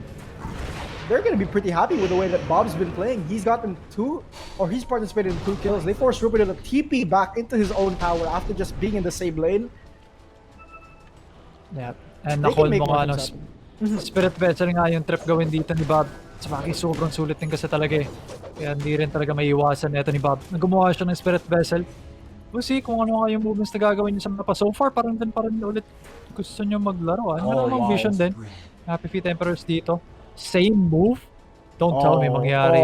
HFE keep doing this. Pero lang yung MK. Yep, Sai is also in the area, and I think my 3 dance na siya actually walking into Bob here, but oh no, he gets chopped off! Bob? Oh no, the LSA is gonna come there. The Remnant away actually saves his life. He still had I didn't notice, may Remnant pala siya dun sa... Yeah, nilagay niya dun bago siya magpunta ng top lane, but for now, not so... yun lang, may haste run. Sabihin ko pa lang, wala masyadong play na pwedeng gawin dito, kaso with this haste, I think, baka nga kaya na lang mabuli din yung Yep, I mean, yung they're seeing the stacks and alam nila na nag-TP sa top ng Winter Wyvern. Pwede. Easy yung mga kicking tuloy. Akala niya may juicy stacks siyang pwede makuha mamaya, kaso hindi pala. Nakuha na pala. But no, inagaw na, ninakaw na ng HFE and actually just farm those neutral camps since the changes to Blade Mail help you farm a little bit faster. Yep. Yun din. Kasi yun nga, may passive na aspect na yung Blade Mail. And kapag in-activate mo pa, top lane though. Arena of Mars. There's a really nice clear as well. Laguna Blade just to secure the kill. And Rupido, very nice arena of blood usage there. And the no hesitation spear as well. Get naman na bumawi. The chains. Although there is this heal just delaying the inevitable TMD does go down in the very end. Top lane, the Monkey King is there, and they do take out Zenki as well on the top lane. So this is going to be a tower team. Ganda naman ng timing. Oh, and nice LSA as well. He's just stunned. But makapag-def na naman yung Sand King sa may top. Yun yung maganda rin. But yun din yung yun din yung sinasabi ko rin. It may look middle lane. Oh no, the arrow. It's gonna come in. Prince, he just needed it. The Tombstone is there. He's not gonna survive through this. Zenki takes the last hit off him and Prince goes down as soon as he TPs in. He does finish his Blade Mail, however, pero that's one death you don't want on your carry. Naman, tapos kita pa na itong si Sai. Ako po, makikita siya. Wala nga lang pamutol ng puno. Makapag-out na naman yung LPE doon. Kaso, yun nga, yung rason kung bakit medyo mas boto ako sa lineup dito sa LPE. Sakala ko kasi medyo makakawasak talaga sila ng kalaban nila during the laning stage. And sa totoo lang, parang hindi natin nakita yun. It's not really a huge lead na nakuha nila sa laning stage. Actually, leading pa nga din yung Emperors. Although nakita rin naman tayo ng games na nangyari sa meetup, diba, nung pinatay nila yung Faces Void na kaya nga nila, meron naman sila ng tools na maglaro na medyo aggressive talaga. Kaso, sa ngayon, hindi pa nila ginagamit, I think, to their fullest potential. And I think it's due to the fact na hindi talaga sila nanalo ng sobrang goods ng laning stage. But the corner, first corner of the game, Cirque down here in the bottom tower. The arrow connects perfectly from Samael as well. So Cirque making that chronosphere work, getting the position 5 of LPE. At the same time, trading the tower though sa taas. There is the Wukong's command. It comes out. Bob with the double damage again. He's been taking so much double damage. There's a dagger actually on Unreal for some reason. And the Ghost Strike is there. The Laguna Blade does actually finish him off though, but Bob now alone. Now it's like he's still there. He's gonna come back. The chain. He does have the remnant. He's still going for it because there's undying here. Nice chains is there, but Vikingo Mastery, the Tombstone is gonna be there. Popped out from Zenki. Bob, does he choose to call it a chop? Zenki's walking around here, giving them a few decays, but he's gonna back off just a little bit. Just making delay niya na lang to. Making it worth his time. So far, I mean, pagdating sa bitawan talaga ng mga ultimates, medyo mas maganda yung nakita natin for inside of LPE eh. But, of course, nagulat nga din ako, may blink dagger na pala yung Sun King, kasi bottom, kaya ba nila to? And there's no chrono on Cirque, but the time walk actually does secure it, but I think they get the deny on this bottom tower. Pwede for sure yan, nakuha na nga din nila. Unryu has... Whoa. Walking into them, the Royal Judge. Protection kaya In sila. the meantime, Sai actually body blocking, or Unryu body blocking Sai. Oh, he tanks the LSA. Not much response from the side of LPE. They know that he's not going to be chasing for a while dito. Hero. Although may on the way On the way pababa. Baka magkakaroon tayo ng malaking team fight dito. Yep, Bob so far. Oh, the Winter's Curse, it does come out. I actually have no idea what's gonna happen here. This looks like it's a good fight for Happy Stun. Onryu with a nice burst strike. Bob, can he make it out? The Laguna Blade takes him down. Okay, namatay nga lang. Of trouble here as he's getting chased down by Onryu. The buyback for Bob. He wants this fight. He wants to commit. The Alisei is there. TNB struggling to take down the Tombstone. That's a 4-for-1. And Bob buys back, but he does get 4. Meanwhile, Samael, top lane, facing off against Prince. Napabuyback nga lang yung Ember doon, pero ang ganda naman na nakuha nila. Apat na heroes for the Spectre. Fine, nakapag-farm na naman yung Spectre, but in terms of pang snowball, ang ganda. Ganda na nangyari dito for Happy Feet Emperors. And partida, hindi pa nila ginamit din yung chrono doon. Wala pang ginamit din na epicenter. So paano pa kaya kung kumonek lahat ng mga skills dito from Happy Feet Emperors? Medyo nakakatakot lang isipin, no? For the Eagles, kung kaya nga nilang pumalag na maayos, but ayun na lang i-def ng tier 1 tower sa mid. Natin kung kaya nga nilang mag-defend. I mean, if the Emperors take a tier 1 tower off of that fight, it would be really nice because nag-buy back din si Bob. If you want to look for a little bit more value. Nakapo, ito na nakita sila. Sentry pala. So is essentially what he might go down. Yeah, actually, Unryu does go down, but there's no burst back to the next fight. Wukong's command doesn't land onto anyone. Hero getting chased down by Cirque and Samael on the back line here. The Hero does drop down to TMP. There's no heal anymore for this guy, and he does go down to Bob. Makiking na lang. Pwede makrono to. Pwede makrono. Oh no, the chrono is there. Cirque is hitting down. The arrow does come out as well, and he goes down. Side on this Monkey King. However, Spectre is still farming that top lane, but 2 fights in a row working out for the Emperors. And so far, meron palang item talaga dito itong si Prince, no? Blade Mail does have yung Blade of Alacrity naman para sa kanyang Yasha and will be going for a Manta. Pero for now, all Happy Feet Emperors yung nakikita natin so far. Yung nga lang, Zenki, mapipitas dito na itong Biruki doon. May follow-up actually, no way that this guy lives. How is he alive? Prince is there, however. Zenki, oh, there is a sentry down there on the low ground, so Prince does secure a last hit on Ryu. Asan dito na yung mga kampi, andyan na rin yung Ember. Hindi na lang daw. Like, they have to be a little bit careful if wala yung mga cooldowns na. Nag-commit na sila na epicenter doon, wala pa silang chronosphere. Bob, very cheeky here, tries to go for a chain slight, or slight chains, pero doesn't really get anything yet on Ryu. He's been very efficient with his Blink Dagger. That's all I can say about this pickup.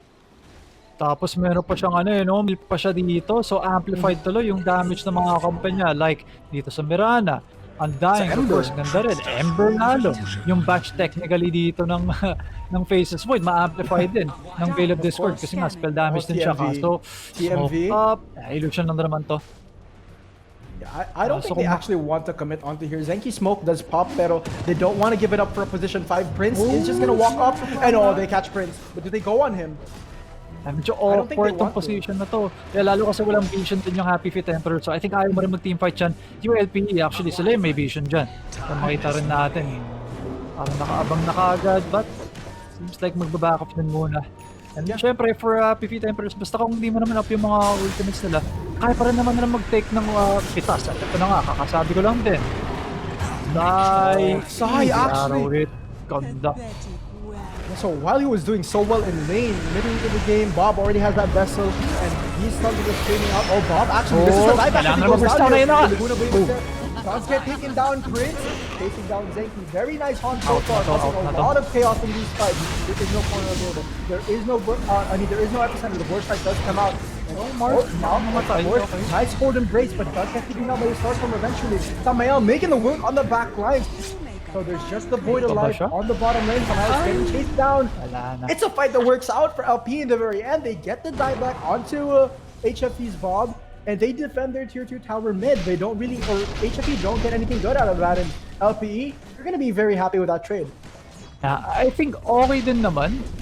Of course, sobrang pangit na naman yung nangyari na parang sabihin ko na, okay, almost na team wipe sila, pero okay naman yung nangyari din. Pero ang realidad talaga ng sitwasyon, siyempre okay talaga yun for Emperors. Maybe kung may mabuhay na isa pang core, kung hindi kaagad namatay yung Emperor Spirit, mas maganda. Pero nakapag-farm kasi yung Faceless Void nila. Yun yung maganda. Ba? Yeah, okay, Spectre nga lang nakapag-farm din, but ang problema kasi dito ng Spectre is kaya siyang ma-burst down kaagad, lalo kung no mana on Hero. The Tombstone is there on the high ground. I think they're actually gonna get him. The burst strike, is he gonna cool down in time? And they don't get it! Hindi pala patay. Alam ko mamamatay na. Halos one hit na lang din yung ganun. Kaso sulit din to. Kailangan na mapitas muna yung Winter Wyvern. Very nice. They control the Winter Wyvern. Beautiful team play here coming from HFE. Good naman na tag! The epicenter though. Beautiful play actually. The LSA catches on to 2. Is there a limit? It does come out here. It is available, but it's not going to be enough to finish anyone off. 3 people down, and Happy Feet Emperors just playing so aggressive every time that they have these ultimates. That Chronosphere, that Epicenter is making so much of a difference in these fights, and we saw the extent of communication that these guys have actually. We've said time and time again before in the group stage, the LP have this insane level of communication for a new team, but HFT just showing us that, okay, you control the Winter Wyvern there over in the front, and I'll take care of the Monkey King here in the back. There's a nice display of execution. Meanwhile, the Winner's Curse coming out on the back line. Tower mid army looking for a good ball strike, and now, actually getting controlled down. Is his face forward away, but the dagger is following him over. Nice slight chains, keeping Prince in. And lock here, Zenki. Spring from the tree dance on you in a little bit of trouble. The burst strike has been used. Zenki, a little bit of trouble. I think it's okay if he's the only one that goes down here, but Bob won't let that happen. He's gonna slide shade. Nice blade mail comes out from Prince, trying to make use of that little damage. Actually, does come out, but now Zenki gonna chase down inside the river. The vessel does come out. The heart is there. Actually, Zenki is staying alive. He's getting healed. On Ryu, gets pinned down with a Spear of Mars. Bob is going to be stuck inside the Wukong's command, but no, the Wukong's command doesn't last that long as Bob is pushing down. Hero is actually just walking down, trying to stay away from Bob, but the vessel is there. Team Beat trying to walk away. Rupido is here, but so is Prince. Slight chains as he come out. The Arcane Rune is here. So, another vessel, but he's back. That's his eyes on Hero. There's no chains. It didn't land. There is a boot to travel on Hero, so he's walking really, really fast. There's no arrow. The chains not there. This is the second time that man is TP'd out of a close flash. Yun nga pero well, actually surprising din na parang gusto pala gumodo ng Happy Feet Emperors no? Kasi nga, wala naman silang chrono, wala din naman silang epicenter. Now they do, which means na after nga nun, baka pwede pa silang gumo ulit, no? For Emperors, grabe din. Kung mag-go na ng mga tier 3 towers, kahit buhay pa yung tier 2, magte-teamfight kahit hindi up yung mga ultimates nila. I mean, these guys, no fear, man. Hindi talaga sila takot sa kalaban. And for Rupido, medyo nag-follow nga actually dito sa game natin. Which is weird kasi parang hindi na ng mga ginagawa niya, no? Hindi na ng mga Reno Blood. So, hindi nga lang ata siya nakapag-snowball along with yung mga ultimates niya. Ngayon pa The lang siya thing with makakakuha Mars- ng big dagger niya eh. The thing with Mars kasi Nick is because when you have a Monkey King that's been suffering in the mid game and the Spectre that wants to farm everywhere then and your Lina, it's also kind of a bit greedy as position for no. Nangyari dito as a Mars, you do kind of fall off there, allow more space to get to these other scaling heroes. Because Mars, he can do fairly well without items. Kahit blink lang okay lang, Radiant's diba? bottom Pero tower like is with that under Monkey attack. King, with the Spectre, and even the Lina on your team, they do need a little bit of help to scale. And that's why I think medyo may pagka-sacrificial din yung Mars sa position 3. Yeah.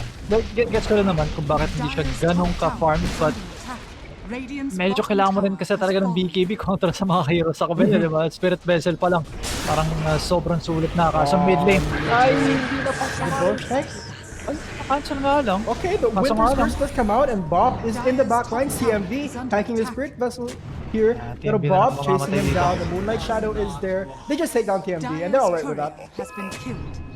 Pwede natin sila mag-Roshan dito actually for the side of Eperos kung gusto nila, kaso top lane ayaw nila magbigay ng any objective papunta sa kabila. Hero nga lang, baka siya pa yung mahuli dito, although may maling idea si Bob kung saan nagpunta itong si Hero and kulang pa siya ng mana either way. Yep. Na naman, makapag-TP out na naman. They're a bit split up dito. Pero I think this is gonna work still. I mean, wala masyadong mga gawa yung LPE against this. Even they Kita call yung out the Monkey King na ginagawa niya dito. no, Tides are in a bit of trouble. Look at the damage coming out from that Void and Search. Gonna clean up that kill. Very beautiful Chronosphere, just making use of that very nice cooldown. And they don't have Chrono for the next fight, but they are gonna have an Aegis. Okay lang din yan, diba? Na-secure mo rin naman na yung Roshan.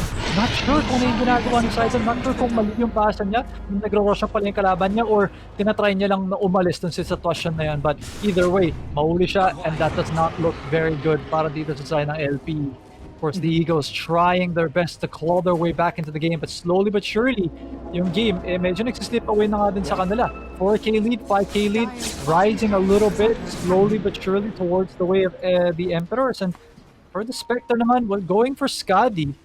Kaso nga lang, will it be enough para din sa damage output sa kabila? Grabe din yung damage output na kaya na may iba to eh. Yeah, it does help you tank up, pero I don't think that you're gonna be able to tank up that much. Yun nga, that Spirit Vessel is gonna be very, very annoying. These decays are gonna be everywhere. No? And of course, you're not gonna be able to get off a lot with these burrow strikes just stopping your every move. Yun din pa. But I don't know, right now it's all happy feet Emperor. Siguro umaasa na lang no yung LPE dito na magkamali sa Chronosphere. I think yung Own it. yung Nate, look at Emperors. this. Look at the second top net worth for LPE. Oh my goodness. Have they moved their Lina to have their Parang position yeah. to na eh, no? Yeah, have they moved their up a farm priority? I think that's how it looks like now. Because Mars is already given the space to this Lina. Monkey King is also kind of giving his own space to this Lina. There's a Yules on the Monkey King. Monkey King? Yeah. So this Ganito siya Lina kabahan. is now, I think they just made a change in the middle of a game, and now making a change is there's no change here as Winter Wyvern does go down. Don't even get to use that cold embrace. He just accepts his fate. Goes down in the very end. Kasi in terms of sa pagpa-farm, I think wala naman dapat talaga problema yung Monkey King eh, di ba? Kaya niya naman tumalon-talon sa puno, kaya niya naman mag-split push. I mean, nothing different na kaya magawa din ng isang Lina, pero yung Lina, of course, meron naman siyang boots to travel. Sabagay gets ko rin naman, kaya niya rin gawin yung garon.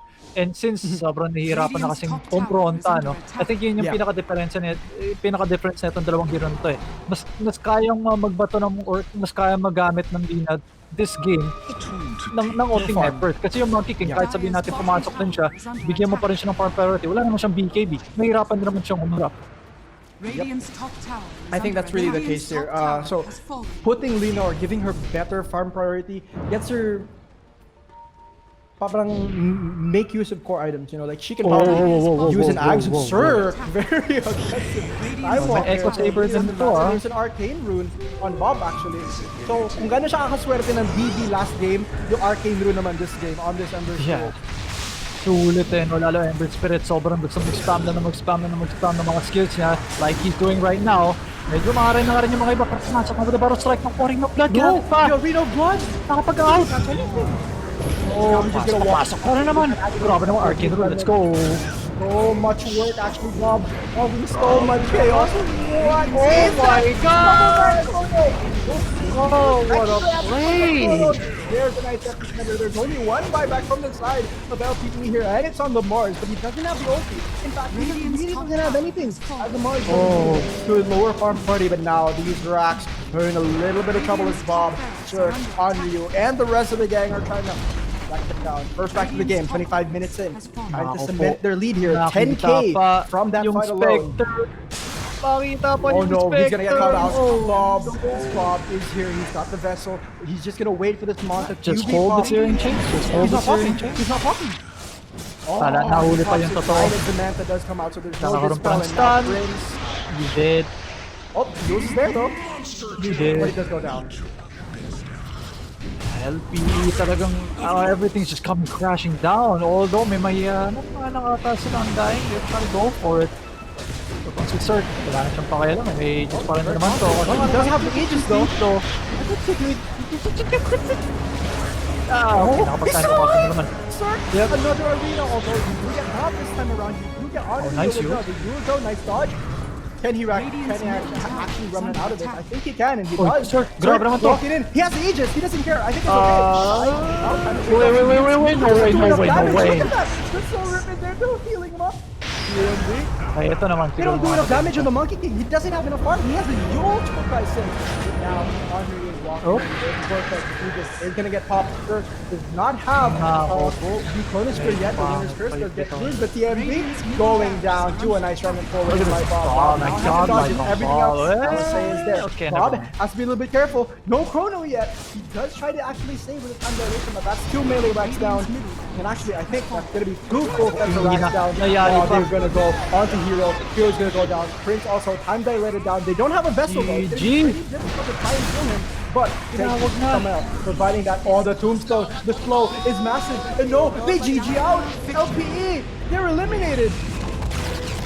Napakasad naman of course for the Eagles. Akala ko pa naman din, they thought maybe even na sila yung magiging second seed dito sa ating the National Season 2 Dota 2. Hello everybody and welcome back. We are now at the post-game show of the Nationals and ngayon we have just concluded our first day for the playoffs dito sa Dota 2 and boy, were we in for an amazing surprise. Of course, joining with me right now we have Nathan and Seth. Guys, how are you doing? Y'all did so well. Doing great. Thanks. It's all good. Also good lang naman. Excited to interview yung winner natin dito. Yep, our spotlight player. So with that, let's bring our double MVP. We have Bob. Hi, Bob. Po. We have HFE, Bob. We're so excited. And congratulations pala. You guys did an amazing job. And I know that we have so many questions for you today kasi ang dami-dami nang nangyari ngayon. But first of all, okay lang kapag magtanong ako, how do you think the match today went? Personally sa'yo? Sobrang ganda po eh. Parang plano po namin yung mga pick eh. Tapos sobrang ganda ng mga timing ko. Mga rune, tapos yung mga galaw ko. Tapos sa team din po. Ang ganda nun. Ang ganda ng timing ko. I love that. Like the confidence na nandun. Bob, you deserve to be double MVP nga, diba? And by the way, I'd like to ask, coming into, of course, the road to the Grand Championship and the Grand Finals bukas, how are you feeling about that? Ano yung ginawa nyo as a team to prepare? Siguro pa papanoorin lang po namin yung mga replay namin, tapos mag-i-scrim din po kami warm-up. Yun lang po. Saka lahat naman ng makakalaban namin, parang nakakalaban na rin namin. Kaya parang dali na lang. Nga, no? So, since you guys know the lineup that's happening bukas, and since you already know the playstyle sa mga players na kinakalaban nyo, how do you think you'll do for tomorrow as a team? Panoorin lang po siguro namin yung laban namin yung Signal Ultra nakaran po. Okay. That's actually really good because at least, you know, may idea na kayo noon. Now, I want to know, because coming into the Nationals, I'm very sure na hindi lang yun all highlights. May mga mangyari din behind the scenes. Were there any struggles na nangyari sa Happy Feet as a team na nandito sa Season 2 sa Nationals? Sobrang dami po eh. Ang dami pong naging problema. Tas nag-adjust lang din po kami sa mga roster change. Tapos parang, yun po. Di rin namin ina-expect na manalo kami ngayon kasi sobrang daming problema. Daming nabaga pa.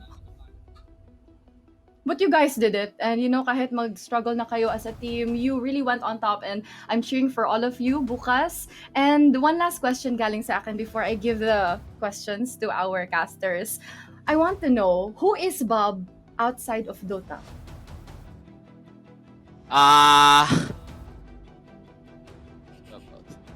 No. Ang pilosopo nun. Sino ako? Ano yung gawin mo free time mo or when you're not Ang playing ginagawa Dota? po namin pag di po kami nag-Dota, nagbabasketball lang po kami sa baba eh. May court po kasi dito eh. Yun lang As po. a team rin? Yun, Parang Apo, as a team din distress po. nyo. Apo. Team building yan. Wow. Ayun po Team yung banding building. namin. Cute naman nun. Apo. Okay, sige. So, I'll give you to the casters. Nathan, do you have any questions for Bob? Yeah, yung tanong ko lang kasi parang medyo nagpipeak ka na no, sa career mo, or at least medyo maganda yung pangyayari so far sa 2020. Nag-standing ka din sa TNC, di ba? Nabigyan ka na ng parang magandang platform no, na maipakita nga yung skill mo, which is task nga din. So, kumusta naman so far 2020? Alam ko naman may pandemic naman, pero kumusta naman yung 2020 mo? Okay naman po. Kahit sobrang hirap din kasi may virus, parang nakataot lumabas. Pero sobrang ganda rin po nangyari sa akin kasi na-try kong mag-stand din sa TNC, tapos napunta rin po ako sa team na to. Sobrang thankful pa din po. Nice. Aww. Ay. I'm giving it to you, Seth. What's your last question kay Bob before we let him go? Bob, yung tanong ko, bukas, against Signal Ultra Warriors. Ano pa? Bukas, against Signal Ultra Warriors. 2-0? Ano? 2-0 po, 2-0. Pambira.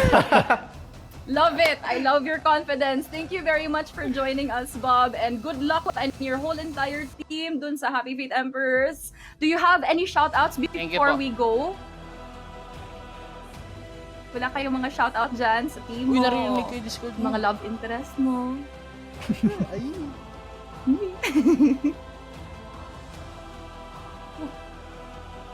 Parang na-confuse yung Bob. Ganun. Sabi ko, sino kaya yung i-shoutout ko? You there? You're still there, Bob? Wala. Oh, parang wala na si Bob. Okay, well, shout out na naman sa whole Happy Feet Emperors team. Good luck to you guys tomorrow. And with that, I am joined once again with our very handsome casters who did such an amazing job. Hello, Nate, and hello, Seth. I just want to talk about our match today. The matches today were really, really significant, especially coming into the whole entire conference. It was really solidifying anong nangyari. Like for our upper bracket final, lumilinog yung entire live stream, yung mga comments natin. As in, they were all so supportive of all our players. SCIE Olympians scored 2, securing their spot in the grand finals against the parang dominant. Akala nga natin, di ba, Signal Ultra Warriors against those who've actually had the title. So, parang siyang David Goliath match. And you know what? I can call this the revenge of the Nando at this point. So, what are your thoughts about this, Seth? I think really so far, the teams have been showing us Dota that they know how to play, but they're just showing us how they're actually executing things with a lot more precision. Of course, there's a lot more pressure. There's a lot more on the line now that there's a lot to prove. So it's so much. I think like the teams are just playing so well. We're basically getting higher quality games out of every game as compared to the group stage, because it's like the group stage medyo you still have that leeway, you still have that complacency to kind of experiment, Right. to kind of cheese around. But here in the playoffs, it's like you're securing everything. You have to be sure with everything that you're doing.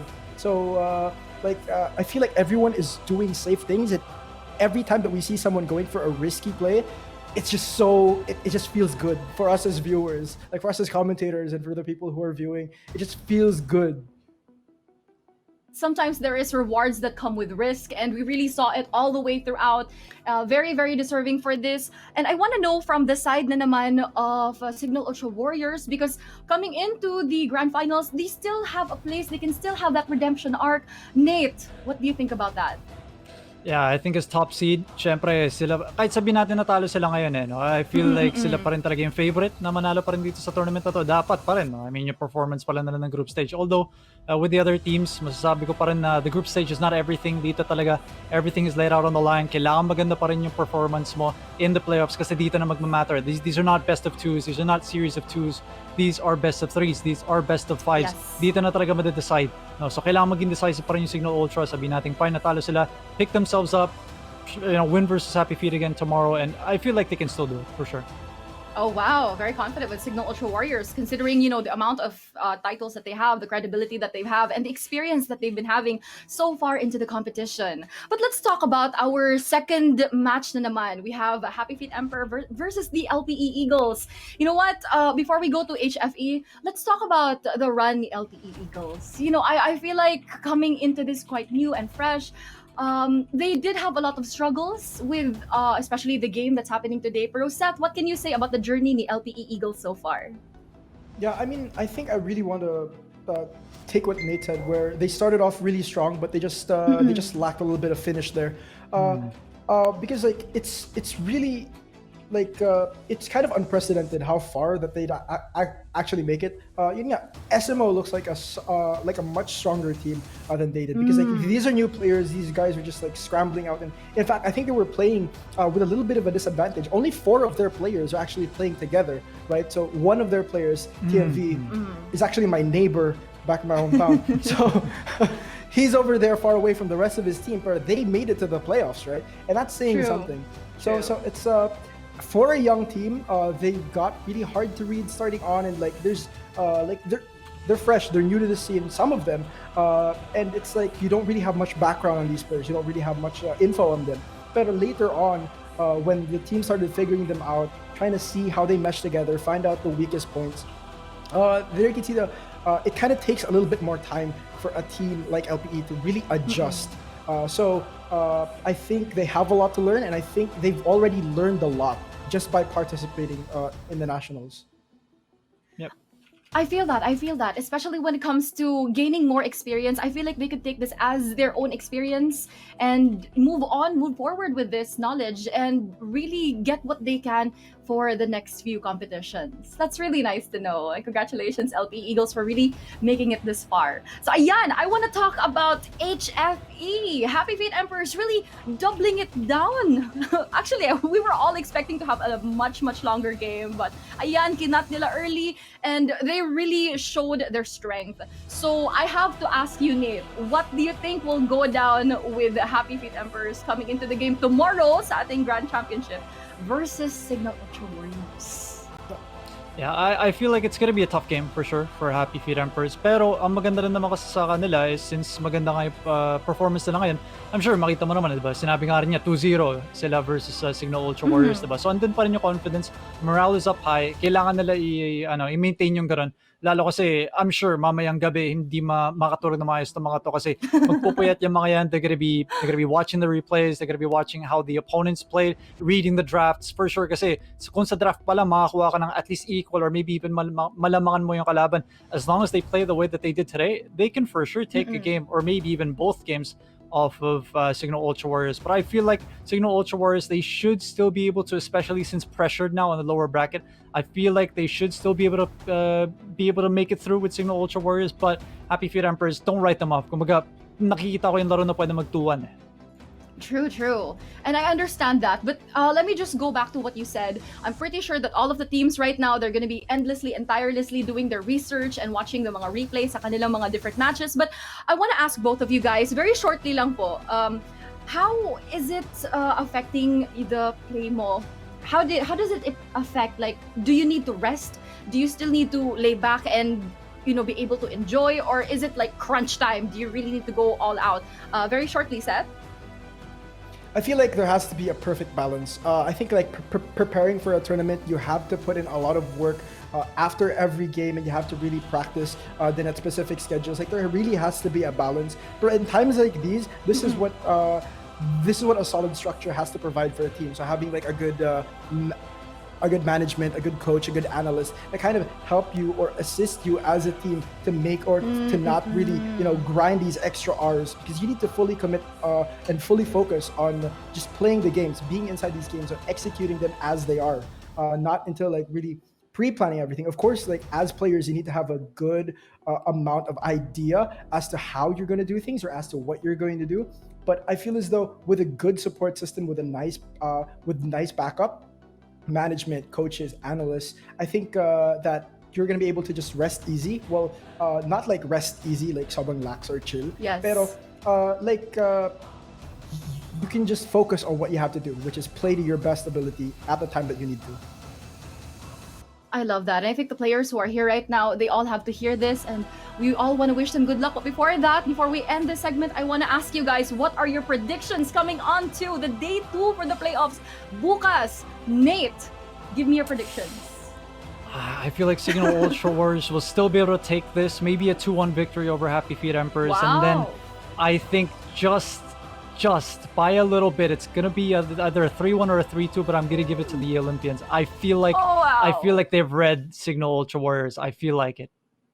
That is crazy. Like, very, very unexpected patterns yung binibigay ng STIE Olympians natin. But Seth, I want to ask you the same thing. What are your predictions for our last day tomorrow? Yep, I think we're not going to see an upset. I mean, contrary to what Bob said, I'm sorry. But I think we are going to see something like a 2-1 for Signal Ultra Warriors, lower bracket final. And then as we go into the grand final, I'm going to leave it at an ambiguous, we're going to get a game 5. Wow! Okay. Woo! All right, guys, I'm really, really excited for what's to come tomorrow. And bukas, mamaya, all of you guys are going to be witnessing history. So please do stay tuned and please do support all of the teams because they need all the help that they can get. Is it going to be Signal Ultra Warriors? Is it going to be Happy Feet Emperors? Is it going to be the STIE Olympians? Find out tomorrow. This has been Claire on air. And in behalf of everybody, in behalf of our casters, Nathan and Seth and the whole entire team, have an amazing evening and look forward to tomorrow.